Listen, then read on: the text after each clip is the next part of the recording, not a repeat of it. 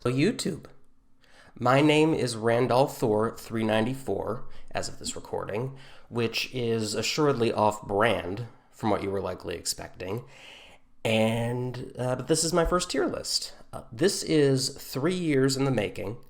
I have not seen any tier lists on YouTube about Superman TV shows and movies that are this extensive, so I have no idea how long this is going to be. But as you can see, we have 30 properties to get through here, so let's get started. Superman is my favorite superhero, has been for my entire life, probably. I think he gets a bad rap in this day and age, so I thought I'd explore his different iterations to pick out, what he means to our society as a character and where he's at his best, which when in history gave or had his different best qualities and showcased them and what we can learn from those different perspectives. So a quick note about what I included. I included any TV show or movie that centers Superman or someone adjacent to Superman. So there's nothing here where there's no Justice League stuff where he's one of many different players. I even excluded stuff where he's in the title, but he has shared billing, with one exception that you probably see if you're looking through these. But I will get to why that's there when I get to it. So first, all the way back in the 1940s, we have the Max Fleischer cartoons. I hope I'm saying that right. This is World War II era stuff, fighting Nazis, particularly in the latter half of the series. I'll get more into detail about that. Bud Collyer plays Superman. Joan Alexander plays Lois Lane. And then for Jack Mercer, who's just a mad scientist, or rather, Jack Mercer is the actor's name. The mad scientist is the character's name, and then Perry White. Those are played by by Jack Mercer and Jackson Beck, respectively, and they are Popeye and Bluto. So that. I didn't realize that when I was watching it, but I looked it up, and that's pretty freaking cool. Apparently, they had stardom with, we see a lot of this big name is voicing in this other project. They had some of that too. So that's pretty great.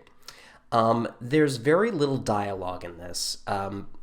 Frankly, I remember no dialogue the first time that I watched it, but I watched a few episodes before I started recording here, and apparently there is some. It's just very utilitarian. So there's that. It's episodic, bad guy, premise of the week sort of structure. It's also the official beginning of the 40s and 50s Superman aesthetic. You got crime fighting, less emphasis on the supernatural sci-fi elements, especially as the series went on. So to go into a little more detail about that, Max and Dave Fleischer were responsible for creating the series, and then they left halfway through, and Famous Studios took over from the Fleischer Studios, and that's when you started to see more, fighting mobsters and a kind of more standard crime, and there's again less emphasis on the more supernatural aspects of Superman's character and whole shebang. One other element that's interesting, and this is true for the first few that I'm going to go over, is what is and isn't present that we would expect to be as far as elements of the Superman mythos. For example, he did not fly before this. They introduced flight here He just, in the comics, he just leaped tall buildings in a single bound. And it turns out it just looked weird. And so they were like, we gotta make him fly here.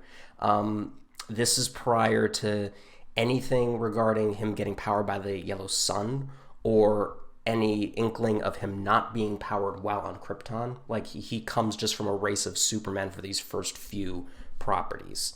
And kind of related to that, there was like zero Kryptonian lore.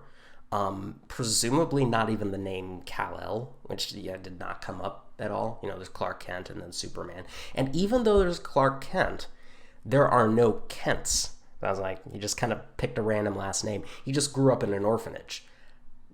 Not great. You're trying to, like, I don't know. I mean, the fact that comes from like a less privileged background is kind of nice, but man, you got to have that upbringing. It's not good. It's a good introduction when that comes. And then, yeah, that's about the size of it. One standout episode is the magnetic telescope, which is where I think it's the mad scientist draws a meteor towards the Earth. Superman flies up to stop it, and then just like gets knocked backward and spirals back. This is the first time in the series, and therefore in Superman TV and movies, that he couldn't do something. And that's always really interesting, because the whole point is that he comes in and he solves problems. He's Superman, you look to him for stuff. Now, because he could do everything and now suddenly can't, there are some among us that would be like, we don't know how to deal with failure, and so we get afraid and are like, screw this, and just run, and then flies away. He does not. He still goes after it, even when it's hard, showcasing who he is as Superman. So the animation is wonderful. Early 1940s Fantasia era stuff. Really, really great stuff. Despite Lois Lane's eyes looking like some Chucky doll eyes. It's really good. The rest of it is, a first Superman property where you're interested in what he can do, and maybe the rationale behind having him as like a character, maybe a power fantasy. Nothing about his actual character. It's just, it doesn't have a lot of substance, and it's not going to, but I don't know what you're going to do. I can't put him that high. So here we go. We're going to have to put him at D. Now, next we have Superman and Atom Man versus Superman wrapped into one. These are two different serials. So they came out in movie theaters in parts. So they're not super episodic, like they are each kind of one movie. But you would go week by week and see like the next part. So it is broken up into episodes. But they are really still movies. They're kind of considered movies. And the first one is just called Superman, and then Atom Man versus Superman. Kirk Alyn plays Superman, Clark Kent. It's hard and honestly almost unfair to judge the first live action Superman. But I'm sorry, he's just outclassed by later portrayals. But still, he does a decent job of especially playing Superman and Clark Kent differently, especially before Christopher Reeve revolutionized that whole way of doing it. He is also, to be identitarian for a little moment here, he is the son of Hungarian immigrants, and Siegel and Schuster were Jewish immigrants. So, and Superman is kind of in that image. So this is an especially faithful way to see Superman. The Super Jew, Anyway, uh, Noelle Neal plays Lois Lane. She is cute as a button. Also, not what I'm looking for out of a Lois Lane. She is a fun female co-lead, but just not a good Lois Lane. I don't want to rag on her too much, okay? But I think Lois should be more caustic. The animated Lois Lane in Fleischer was actually better. She was more nosy, more persistent, and just not quite so bubbly as Neil is. Let's see.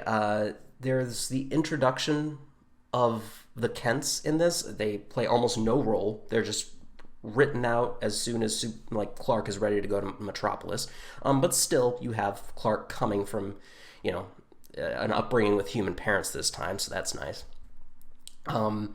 His name's not Jonathan, though. In the Golden Age, his name was Eben, which is very Hebrew. And you also see kryptonite for the first time in this show. Explicitly, you see kryptonite. And despite the fact that these two serialized films have the same kind of cringy, mob-esque bad guys as the Fleischer cartoons, the fact that they are movies and they have a through storyline in each one, that kind of helps them. Because even though you have all these bad guys, there all are ultimate, if not overwhelmingly compelling bad guys. Here's a bit of trivia for you. The first live action main villain for Superman is the Spider Lady. She's really she's just a mob boss, but it's, she's a lady and she's called the Spider. And she's played by Carol Foreman. The second villain is Atom Man, who is, spoiler here, not so subtly actually Lex Luthor. So Lex Luthor is played by Lyle Talbot, and he's fine. He does pretty well. He does capture Luthor's poise, so that's nice. So he's okay. I mean, he's again sort of outclassed by later portrayals, but I wouldn't put him at the bottom of Luthor's by any means. So it's pretty good. And then some other names: Tommy Bond as Jimmy Olsen, Pierre Watkin as Perry White, Nelson Lay as Jor-El, Luana Walters as Lara L, and probably just Lara, his mother, his Kryptonian mother. And just a quick funny aside, Wally West is an actor name, not a character name, and he's just one of the henchmen, so not an important character. But still, I saw that on the cast listing, and I'm just like, oh, okay. Any relation to the Flash there? It is live action, again, but they are, at this point, in order for him to fly, because at this point it's expected that he fly, they have to resort to animation. So they just shift to animation when he's flying in this. It's not much better in terms of, you don't have, the animation. It's a bit messier, and a little bit messier in terms of story, not as messy as some other things get.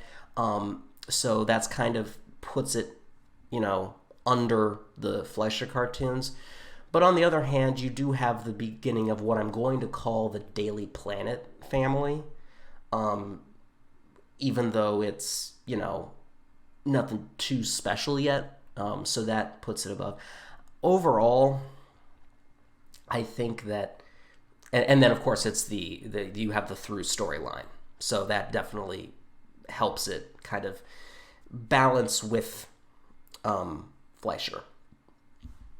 So, I should mention the which one is it in? I think it's in the second one, Adaman versus Superman, Into the Empty Doom, which is actually excellent. So it's easily the most affecting moment of these movies. And it even kind of holds up to this day for me. They put him in another dimension so that he's in the world kind of experiencing it, but he's just like a phantom. Like he can't... He's put in a position where he can't help or be a part of his adopted world, even though he like sees problems going on. He just can't do anything, which is a very timeless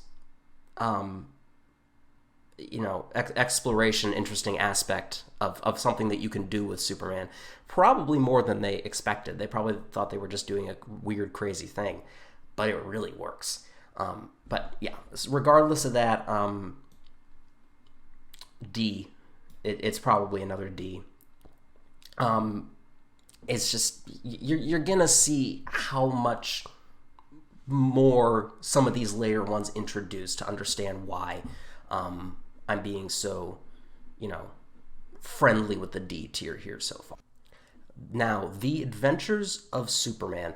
This is, I think, easily the most popular of the early shows prior to Christopher Reeve. It stars George Reeves, which is very well known. But I think that the reason that people don't necessarily know about the Kirk Alyn one, or that Kirk Alyn was the first, is that this is very, very similar in a lot of ways.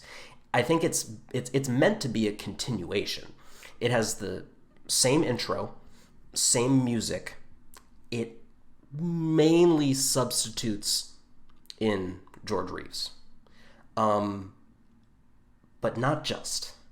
Even though this continues many of the same tropes and fallbacks as Kirk Alyn's run, like mobsters and such, it adds something crucial. It has a great Daily Planet family.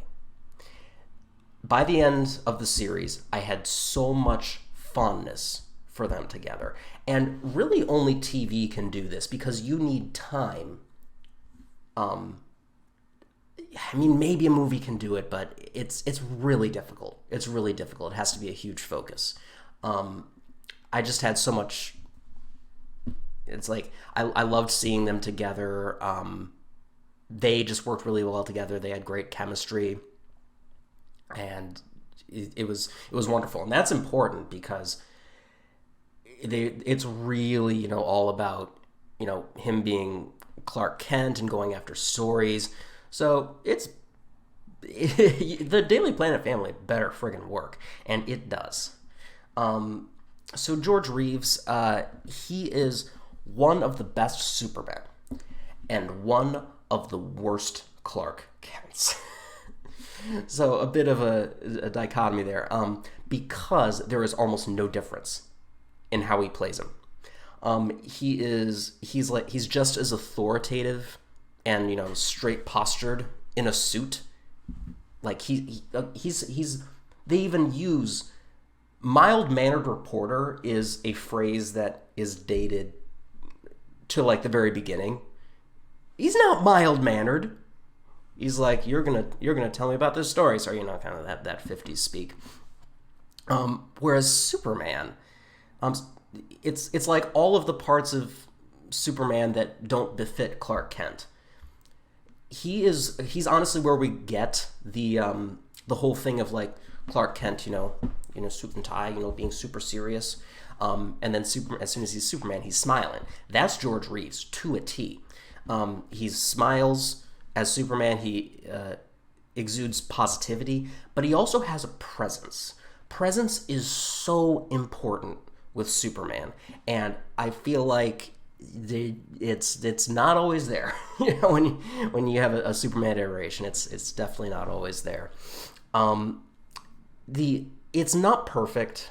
The exact right balance would be a little less macho for me than Reeves is, but this is pretty close. It really is close.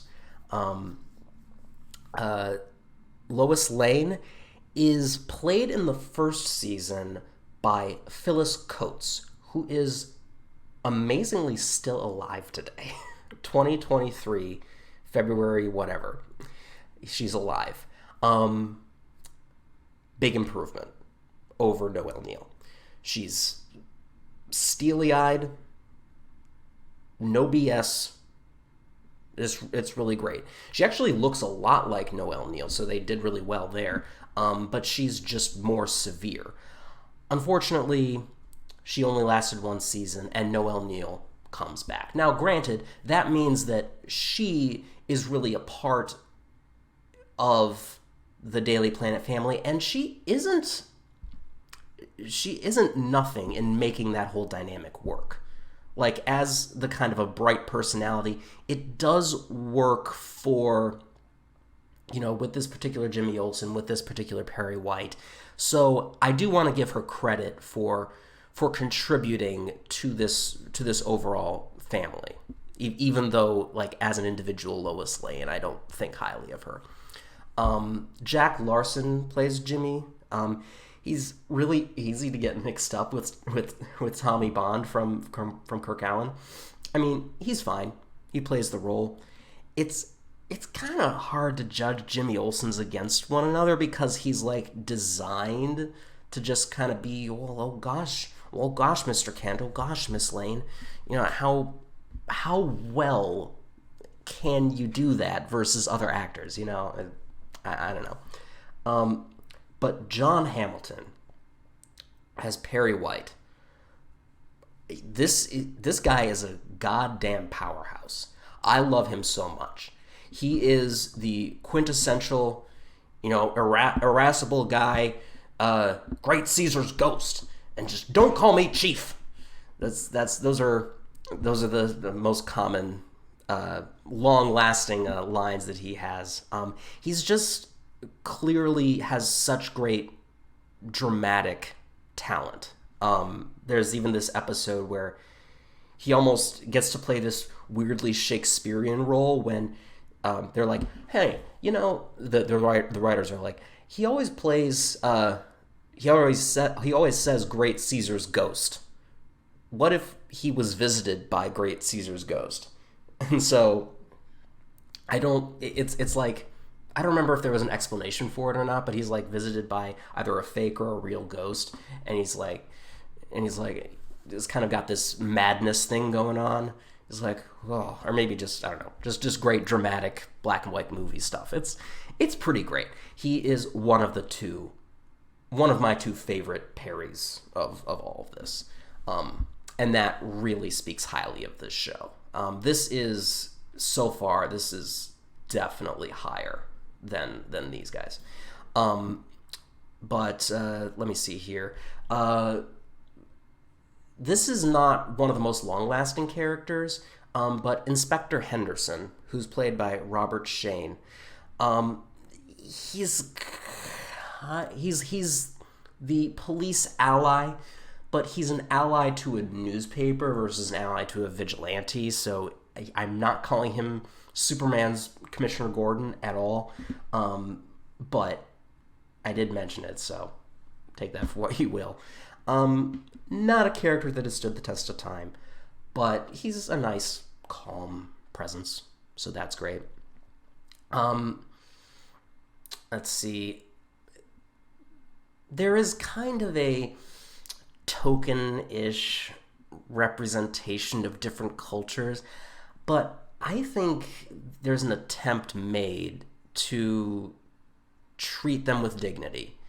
And in my view, you have to think about it within the context of the time. Like, you'll get Native Americans kind of in their traditional garb and, being very whatever, which is tokenish in the sense that Native Americans are more than their rituals. You have to look at them as people more so, but Superman deals with them and he's very respectful. So I think I think they were trying really hard. Let's just put it that way. And it's really not bad. It's really not bad at all. Yeah, that's about the size of it. There is a standout episode, The Birthday Letter, back in season 1. And, it's just, the basis of the episode is it's this girl's birthday, this little girl's birthday, and she wants as a present to be visited by Superman. And so you have Superman with kids, which is pretty great, honestly. It's a great portrayal of him with kids, and that's really important. You want him to smile and be attentive and have a presence. And he is really so good. So, even though it has a lot of the same detriments as the other, as Kirk Alyn, you have George Reeves as Superman, Daily Planet family. It's just, it's above these, but it's more than one level. Yeah, I gotta put this at B. Now, Superman and the Mole Men. Yeah, I debated putting this separately because it's just kind of like, I would call it a spin-off movie of Adventures of Superman, but it just comes between seasons 1 and 2, so it's just kind of a companion sort of movie. I actually missed this the first time around and had to go back and watch it. And maybe it's partially because I was more removed at that time from the good parts of Adventures of Superman, but this is really bad. I mean, it highlights all of the stuff that is not great about Adventures of Superman. And because there's no Jimmy, there's no Perry, it's just Superman and Lois. It's not great. It's not great. It has Phyllis Coates, but she really, maybe for just this contained movie, she acts a lot more like Noelle Neal. So that's already not great.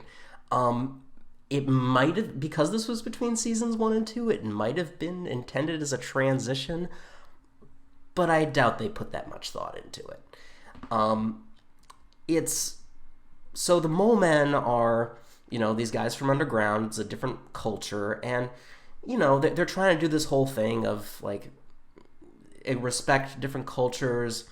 When you're dealing with creatures that are different from you, don't let fear rule you. I mean, the enemy is the leader of this human mob, which maybe I should think more highly of that as something that they're trying to do, like that is Superman, but man, I don't like it. I don't like it. Maybe it's because Reeves as Clark Kent is an absolute bottom form here, and he is Clark Kent like in a lot of this movie. He is trying to go into the mob as Clark Kent for some reason to try and explain everything. Why wouldn't he just go in as Superman and explain stuff and get a little bit more respect? He's coming in seemingly as this supposedly mild-mannered reporter and just saying, I will take care of the Mole Men. You don't have to worry about that. And it's, dude, no, that's... Harry, did you put your name in the goblet of fire? Ugh. Anyway. God.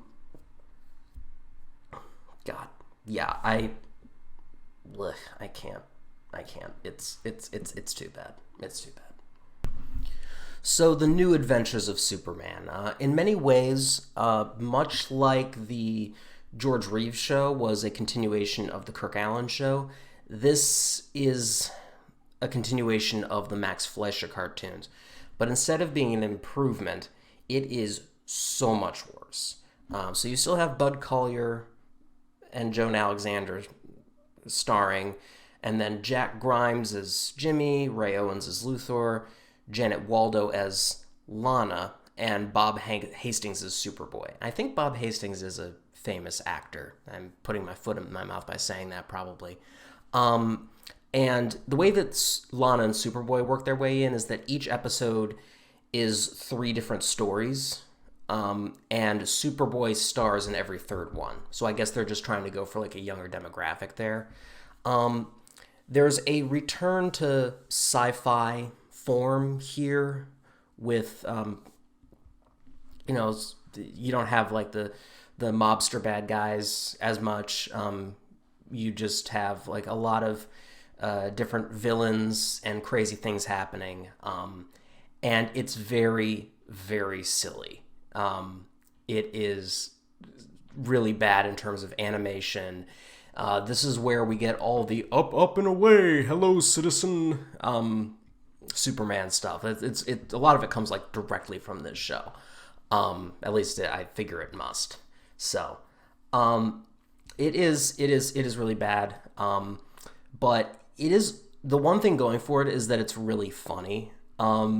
So I do have to put it at an F, but it's kind of a high F.